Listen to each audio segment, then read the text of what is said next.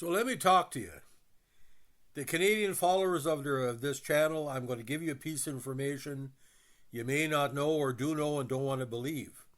There was another Canadian in the running for Michael J. Fox lead character in Back to the Future, and if he would have took the role, he would have changed not only musical history, but entertainment history. It was a Harrison Ford look-alike. Yes, ladies and gentlemen, Corey Hart, our teen idol, our heartthrob, the husband of the beautiful Julie Masse, who was basically probably with the biggest Anglophone Quebec musical artist of all time in Canadian history, was offered a role of Marty McFly. Now, according to published reports, Corey Hart, who at the time was coming off Sunglasses at Night and It Ain't Enough, and Harrison Ford lookalike, Corey Hart, probably the most handsome actor at the time, was offered the role, but declined to audition. Now, at one point, other young stars were considered, including John Cusack, C. Thomas Howell, Johnny Depp, Ralph Macchio, Charlie Sheen, John Cryer, Ben Stiller, Peter DeLuise, Billy Zane, who did appear in the movie, but as one of the goons, George Newbern, Robert Downey Jr., Christopher Collette, Matthew and Modine. Now, at the time, Howell was a frontrunner. Now, according to Zemeckis, Michael J. Fox was the first choice to play Marty McFly. Gale and Zemeckis, the co-producer, believed his acting timing and family ties as a sophisticated Alex B. Keaton could be translated to Marty's clumsiness. Spielberg asked the show's producer, Gary David Goldberg, to have Fox read the script. Concerned Fox's absence would damage Family Ties' success, especially when fellow star Meredith Baxter Birney on maternity leave, Goldberg did not give Fox the script. Now, but Howell was the front runner, but eventually Eric Stoltz, who was impressed with the portrayal of Rocky Dennis in an early screening of the drama film Mask in '85, got the role. With the filming date approaching, Zemeckis opted for Stoltz. One of the person close to production promised that if Stoltz did not work out, they could reshoot the film, which actually happened. The character's name was derived from used cars production assistant Marty Casella. Zemeckis suggested McFly because it sounded all-American.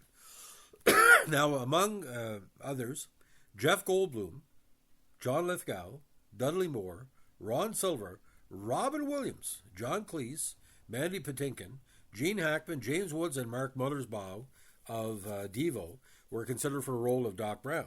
Producer Neil Catton suggested Lithgow, having worked with him and Christopher Lloyd on Buckaroo Banzai in '84. Lithgow was unavailable and the role was offered to Lloyd. He was reluctant to join the production until a friend encouraged him to take the part. Albert Einstein and conductor Leopold Stokowski inspired Lloyd's wild white hair. Lloyd attracted a hunched posture to Lloyd's 6 foot 1 inch height closer to the 5 foot 5 inch tall the Fox. Now, ironically, the filmmakers became aware of Leo Thompson while researching Stoltz in the comedy drama The Wild Life of the co-star. Crispin Glover used many of his own mannerisms in portraying George McFly. Now, some people call these performances nuts, and Zemeckis was reportedly unhappy with Glover's performance choices, instructing him to be more restrained as the older George. Glover lost his voice during filming and later dubbed in some lines. Now, DeLuise, Zane, Tim Robbins, and J.J. Cohen were considered to play Biff Tannen. Cohen was not considered intimidating enough against Stoltz, and the role, of course, went to Tom Wilson, his first feature starring role. Zane and Cohen were cast as Biff's minions, Match and Skinhead instead. Tannen's name was taken from Universal executive producer Ned Tannen, who had been unpleasant with Gale and Zemeckis. Now, Melora Hardin was cast as Jennifer Parker in a 2-film contract. After Stoltz's replacement, the crew were polled about Hardin's being intolerant at Fox. The female crew overwhelmingly voted Marty should not be shorter than his girlfriend. Hardin was replaced by Claudia Wells, who had previously declined the role because of commitment to the short-lived TV series Off the Rack. Actress Keira Sedgwick and Jill Schlalen were also considered. Schlalen was told she looked too exotic and not sufficiently all-American. Doc Brown's pet, a dog named Einstein, was originally scripted as a chimpanzee named Shemp. Scheinberg insisted films featuring chimps never did well. James Tolkien was the first choice for Principal Strickland after Zemeckis saw him in the crime drama Prince of the City. Singer and soundtrack contributor Huey Lewis cameos as a Battle of the Bands judge. Lewis agreed to appear as long as he was uncredited and could wear a disguise. And again, principal photography began on November 26, 1984. Now, major problems occurred because you couldn't get Corey Hart and maybe another key actor, and couldn't get Michael J. Fox because he didn't see the script. It started with an estimated $14 million budget. Filming took place mainly at the Universal Studio lot, a location in California. Dean Cudney served as cinematography. He and Zemeckis had collaborated on Romancing the Stone. Editor Arthur Schmidt was hired as Zemeckis saw his work on Firstborn. Schmidt recommended hiring Harry Kermidas as co-editor, and Frank Marshall was the second unit director. Now, owing to the tight schedule, editing occurred concurrently with filming, which probably showed Stoltz's shortcomings.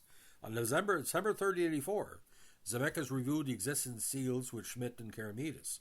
Zemeckis was reluctant to review the footage because he would be self-critical, but he believed Stoltz's acting was not working, and already listed several scenes he wanted to reshoot.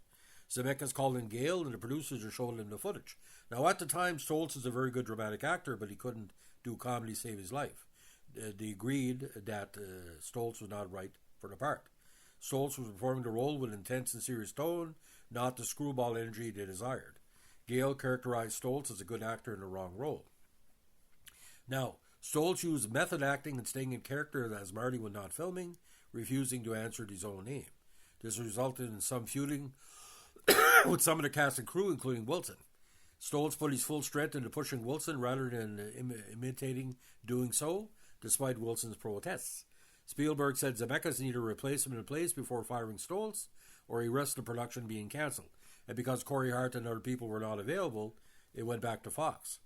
Now, Zemeckis and the producers asked Sheinberg for permission to do whatever was necessary to accommodate Fox participation. Spielberg made another call to Goldberg, and on January 3, 1985, Goldberg told Fox about withholding the Back to the Future script from him, and the filmmakers wanted to know if he was interested. Baxter had returned to the show, and he could be more flexible with Fox as long as family ties took priority. Fox agreed without reading the script. The transition could not place immediately, and filming continued with Stoltz in the lead role, unaware he was about to replace.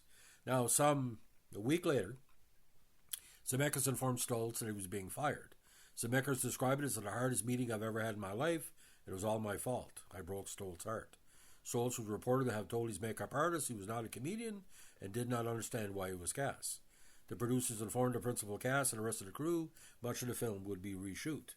Cudney said most of the crew saw Stoltz's removal as good news. Now, it fell behind schedule, would cost the studios $4 million, but Stoltz received his full salary. Universal Pictures marketing time was tasked with mitigating the negative publicity for a projected replacing its main star. Now, Fox went on the set January 15, 1985, and the rest is history. Now, we would do double duty with Family Ties and Back to the Future, and of course, that was a contributing factor to him discovering his Parkinson's. Now, ladies and gentlemen, I don't know if you've ever seen Corey Hart in person or in concert or whatever.